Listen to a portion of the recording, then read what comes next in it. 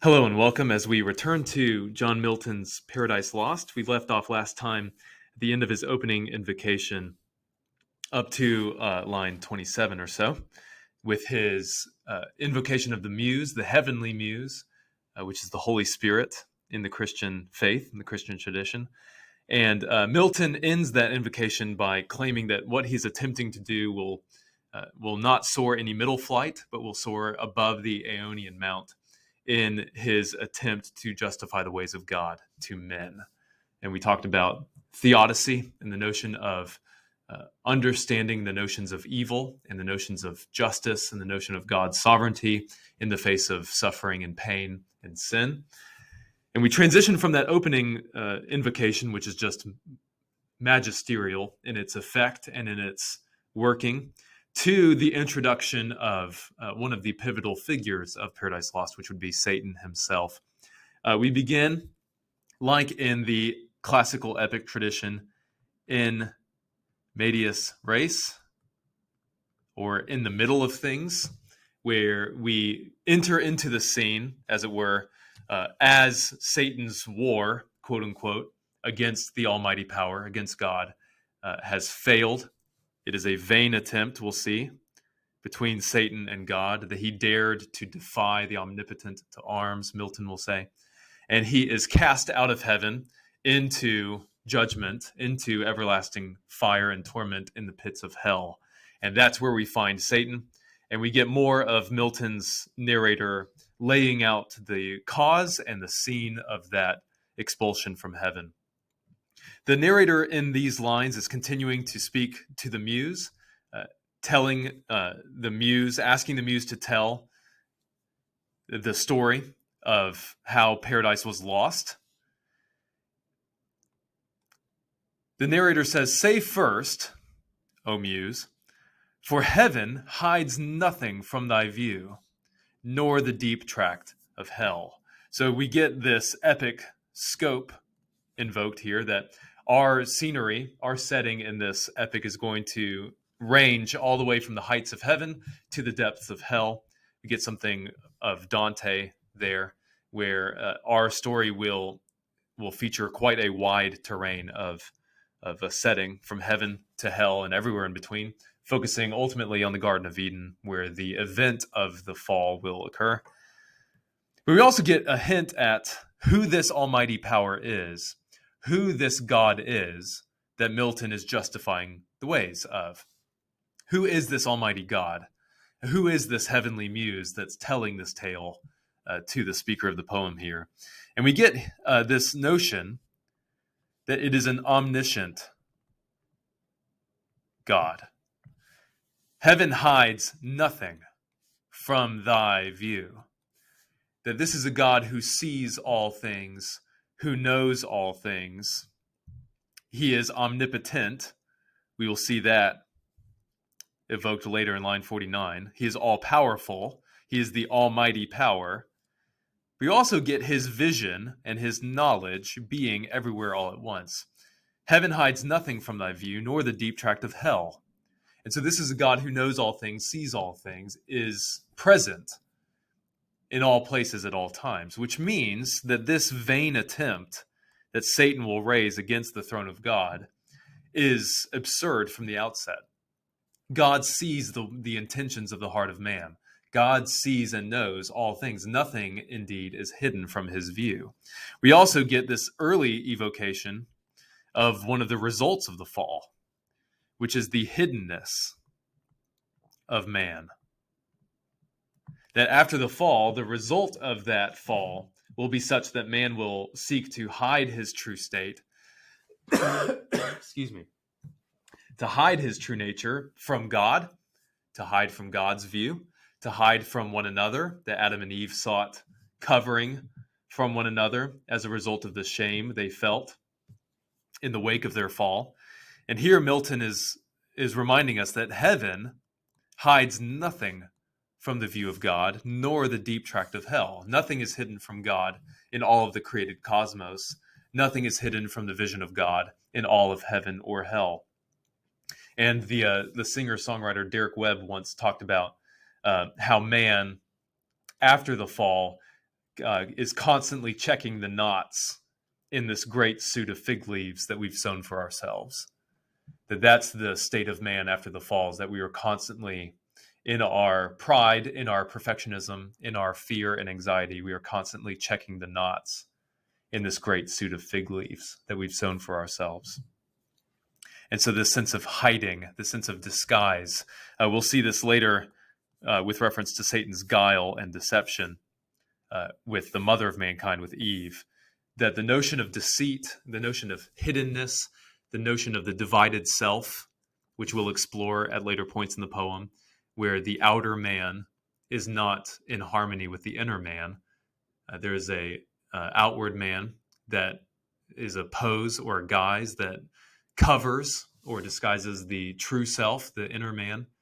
We see this in Shakespeare's work all the time that Milton certainly knew of. There's a thought, I think it was Harold Bloom maybe, that posed this thought that Milton's Satan is very much a dramatic reimagining of Iago, Shakespeare's Iago from the play Othello.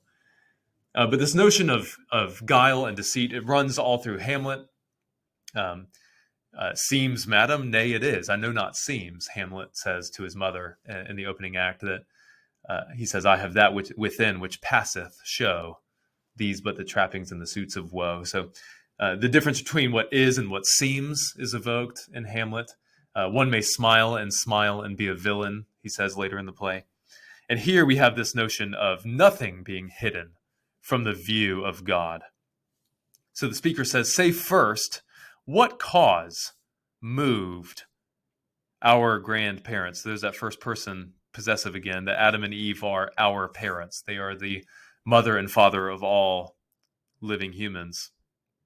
What cause moved our grandparents in that happy state to fall off? Notice here this interesting grammatical choice that we'll see make its way later on in the lines here, where Adam and Eve are in the object here, that there is a cause as the subject that moved as a transitive verb our parents, that they were moved by some cause. And there's something Aristotelian about that.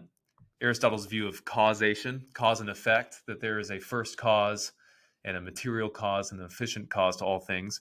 And also Aristotle's view of a mover, that all things that are moved, all things that have been stirred into effect, all things that have gone into motion.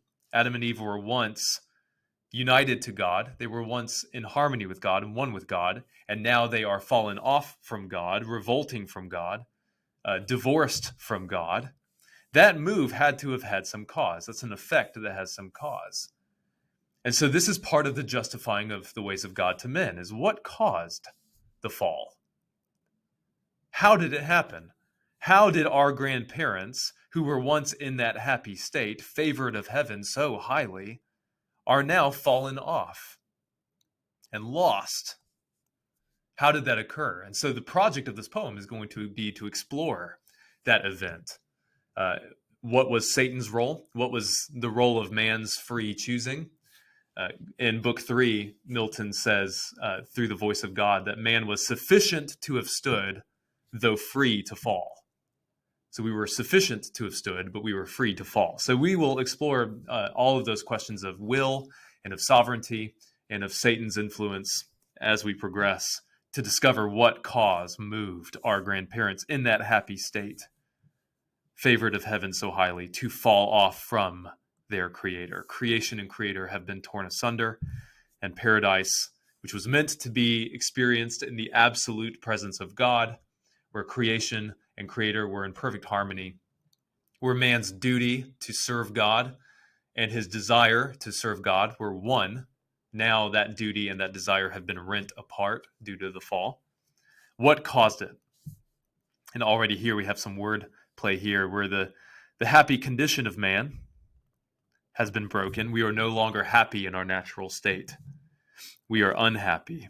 What Augustine says in Confessions, that our heart is restless until it finds its rest in God.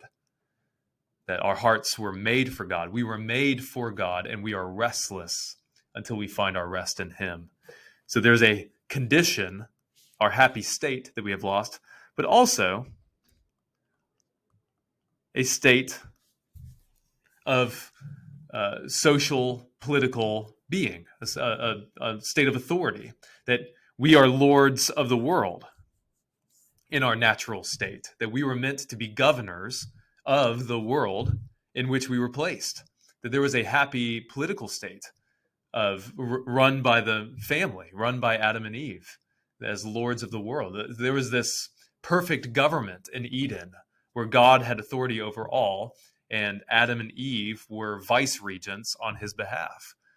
What is referred to commonly as the dominion mandate or the cultural mandate in Genesis 1, where Adam and Eve were given authority to subdue the earth, to be fruitful and multiply and bring culture to the world, to cultivate this wild planet, to name the animals, to bring to bear the authority that God gave Adam and Eve in naming, in ruling, in cultivating, in reproducing, and so on. That was our happy state. But some cause moved our grandparents in that happy state to fall off from their creator and transgress his will. Notice that action verb there, that the transgression of God's will is something that man and woman did, Adam and Eve did. For what? For one restraint. Lords of the world besides. This is a particularly tragic line here, that God had given in his goodness and in his kindness to Adam and Eve the entire world to cultivate, to enculture, to engender culture from, to till the soil, to reproduce, to garden, to beautify, to order the world. And there was one restraint, one forbidden rule as a way of training obedience. C.S. Lewis talks about this in the preface to Paradise Lost. This is also in Augustine's City of God, where the fall was particularly potent, particularly sorrowful, because the one restraint was so easily obeyable. It was so easy to obey. There was one rule. And because the obedience was so simple, the disobedience was so flagrant when they ate of the tree of the knowledge of good and evil for themselves, as deceived by Satan, Eve was. We have this question extended. Who first seduced them to that foul revolt? So the fall is described in the language of revolt. So this harkens back to the opening lines where the notion of authority is immediately evoked, where God has authority over his creation. God is the creator, and any disobedience of his will, any trespass or transgression of his will, is a trespass of revolt. It is an open defiance against the monarchy of God. There's no such thing as an empty throne. Something rules, and something sits in the throne of highest authority. And so if that will not be obeyed, it will be because a different will is being obeyed, which would be the will of man. It would be the daring of Satan to defy the omnipotent to arms, and so on. Who first seduced them to that foul revolt? Answer: the infernal serpent. And notice how we get that name with the semicolon there as a statement of its own. A bit of a fragmented clause there. There's no verb with the serpent. It's just the infernal serpent. As though he has no agency or no action of his own, which again brings to mind the interesting nature of the theology of this poem, where all of Satan's actions, all of his thoughts, all of his defiance is a defiance that's only operable underneath the permission of God. All of Satan's defiance, all of his disobedience and revolution is only possible because of the existence that God permitted to him in creating him, which is a fascinating concept if you dwell on it, that none of God's creatures, Satan included, have any agency or authority or autonomy of their own apart from that which God has granted him to have initially. that in him we live and move and have our being, that there is no authority outside of God's authority. There is no action, there is no agency outside of that which is permitted by the Almighty God. His throne, his monarchy, his almighty power grants life and breath and motion to all created things. And so it's interesting to see the infernal serpent here stated as a being, but with no agency of his own. The actions he has are actions that were granted to him to have in the goodness and kindness of God in creating him in the first place. Following the semicolon, we have some convoluted syntax here. He, it was. He, it was. Rather than it was he, we have he, it was. This sentence structure here is going to come to bear later on in lines 44 and 45 when we get to his expulsion. Already, his existence is out of order here. His existence is bent and broken and disordered, he it was, because of his guile, stirred up with envy and revenge. Deceived the mother of mankind. That's the central action of Eden, which we'll get to in later videos. And already you can see the ends of these lines are painting their own sort of story. View, cause, state, off, will, besides, revolt, guile, deceived, pride, host, aspiring peers, high, aim, God, proud, power, sky, down. So in this stretch, Milton is landing these lines of very powerful words to evoke the intensity of this scene.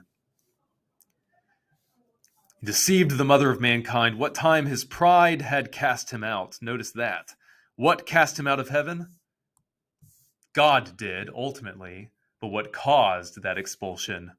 His pride. So God is the agent doing the casting. Him, the almighty power, hurled headlong, flaming from ethereal sky. But here Milton takes pains to recognize that it is Satan's pride. It is undoing. It is man's transgression of God's will that caused our grandparents to fall. What time his pride had cast him out from heaven with all his host of rebel angels. Notice this theme of rebellion, defiance, revolt being expanded. By whose aid aspiring to set himself in glory above his peers, he trusted to have equaled the Most High. So this is the nature of Satan's sin, the nature of his fall that we, again, are happening upon in the middle of things. To set himself in glory above his peers, he trusted to have equaled the Most High. Now notice this combination. It just goes back up here.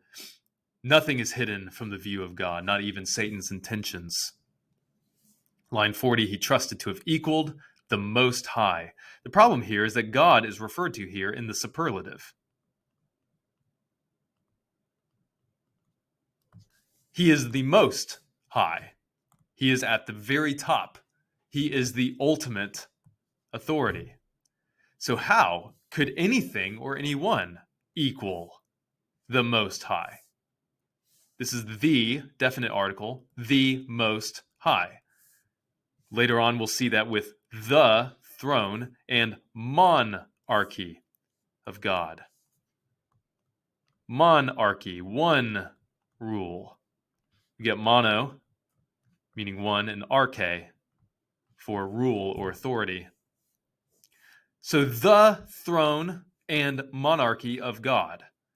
No one can equal the throne and monarchy of God, the Most High. If he opposed and with ambitious aim against the throne and monarchy of God raised impious war in heaven. Notice this too. The word ambitious here, Lewis talks about this in the preface to Paradise Lost as well, where the etymology of ambition or ambitious means to move around or to circle around. You see that root ambi there, which means around, to move around. So the notion of Satan's ambition is already itself flawed, that his ambition is one that is circular. It is self-defeating. It cannot climb to the top. He cannot set himself in glory above his peers. All he can do is move with ambitious aim. That his telos, his purpose in rebelling, is ambitious in an ironic sense. That all it can do is move in circles like a dog chasing its own tail. This reminds us of these circles of hell as well. There's this spiraling down effect where his ambitious aim upward only resulted in a spiraling headlong down into bottomless perdition. He opposed, you see the language of war here, the opposition battle proud. He durst defy the omnipotent to arms. The war in heaven, which is no war at all. And with ambitious aim against the throne and monarchy of God, raised impious war. Can't help but thinking about this Roman concept of piety and the pious man. The one who seeks his station, serves his duty, where duty and desire are one. This is impious. This is not pious. This is a situation where duty and desire are in conflict with one another.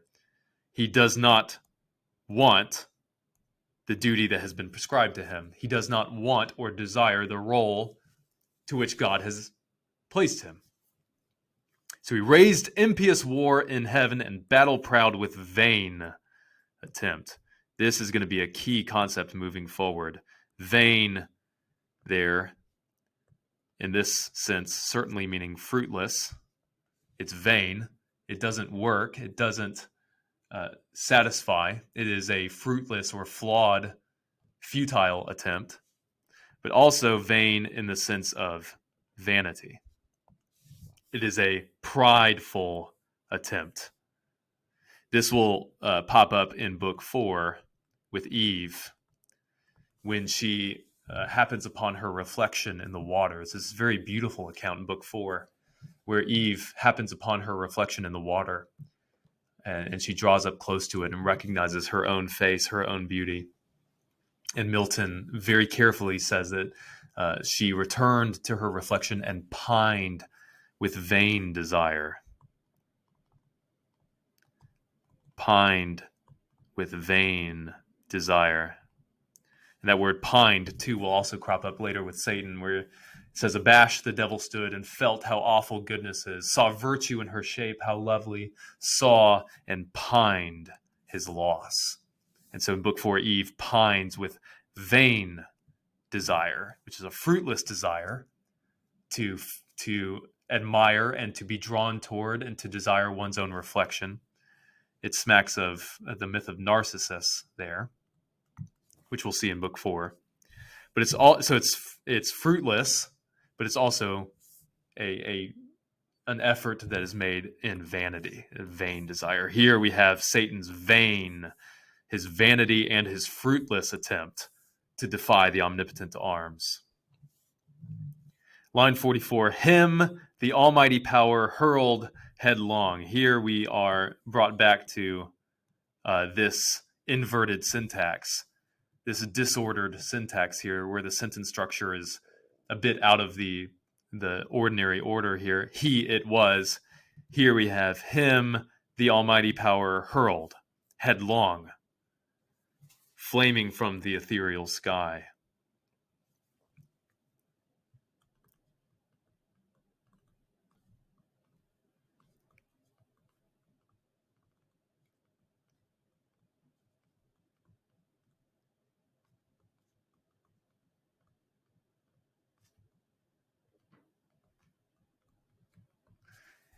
I just want to note, too, what Milton does with his syntax is rather brilliant. The way that he the way he arranges his sentences here in order for the grammar and the syntactical structure of his language to reinforce or to support the content, the form and content for Milton's poem are always married. It's as it was in the opening line of man's first disobedience and the fruit of that forbidden tree. The word disobedience there causes the meter of the line to stutter. It causes a breakage in the otherwise perfect harmony of the meter of the line. That formal choice of his to break the iambic pentameter in the opening line reinforces the content choice, where the word disobedience itself is the cause for the breakage of the meter. We have the same sort of effect going on here, where in the line itself, we have the subject of the line, which is God, the almighty power, hurled, transitive verb. What is hurled? Him. Satan is the direct object here. He is the object being hurled by the almighty power. And this is something we get in the New Testament in Luke chapter 10, where it's the statement of Satan falling from the sky like lightning, where here Satan is hurled out of heaven by the almighty power. So notice who has the authority here. The almighty power is the subject. God is the subject. Hurling, headlong, him, the object, where Satan is reduced to an object in the passive sense. That Satan, when butting up against the almighty power of God, has no authority, has no agency. It's God who is the subject. It's God who has the agency. So already we have this grammatical point about Satan being the object and God being the subject. Satan having no agency and God having full agency here in the sentence. But also notice what Milton does by moving the object in front of the subject. Having the direct object precede the subject in that inverted syntax reinforces the meaning as well. Ordinarily, we might say the almighty power hurled him headlong, while preserving that alliteration here. The almighty power, subject, hurled, transitive verb, him, direct object. The almighty power hurled him headlong. There's your ordinary English sentence. But we have him, the almighty power, hurled headlong. So what Milton is showing here is that the sentence structure for Satan's expulsion from heaven reinforces the reason for Satan's expulsion from heaven. The object dared to precede the subject. By having the object come before the subject, Milton shows how Satan's pride in daring to come before the subject, in daring to come before the almighty power, is the cause for his being hurled headlong. Him, the almighty power, hurled headlong. Why? Because Satan dared to precede or set himself above,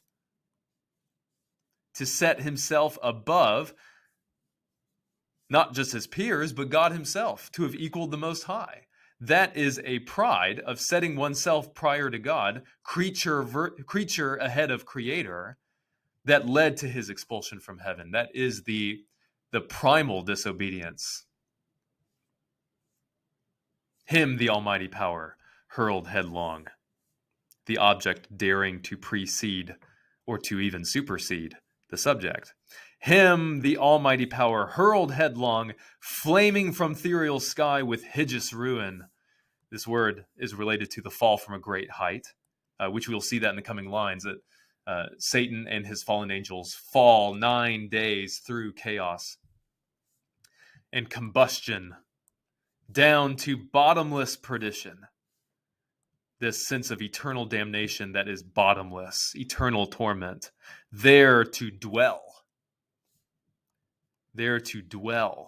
in adamantine chains and penal fire.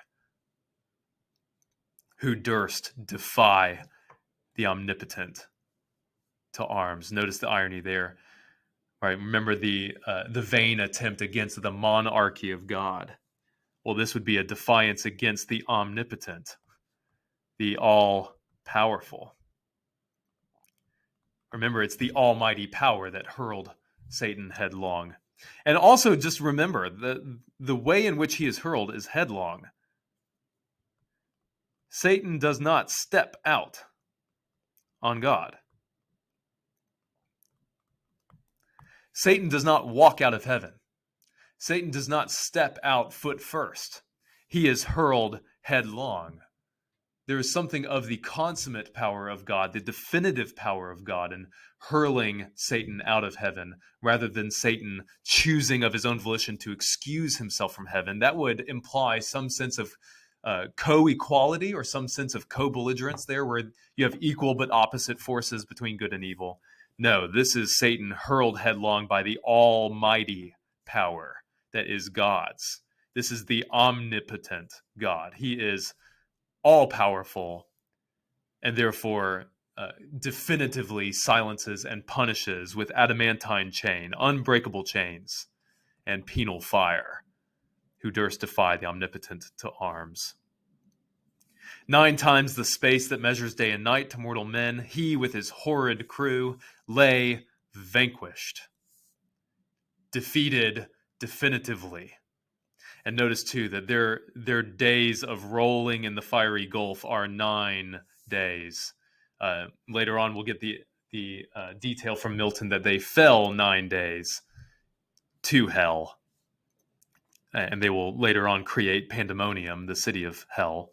And they lay vanquished 9 days, rolling in the fiery gulf, confounded though immortal. And the Modern Library edition here has a really helpful note on this point that I want to draw out.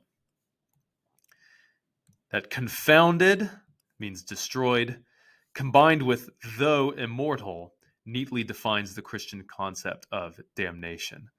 Destroyed, though immortal. That is a terrifying prospect, to be eternally destroyed. Confounded, though immortal. To not be destroyed and then given the respite of annihilation or the respite of death. But this is destroyed eternally. A living death. A frightening prospect. His doom reserved him to more wrath. For now the thought both of lost happiness and lasting pain torments him. I want to point out how these two may be very, very similar, if not equal, concepts. The thought of lost happiness is the thought of lasting pain.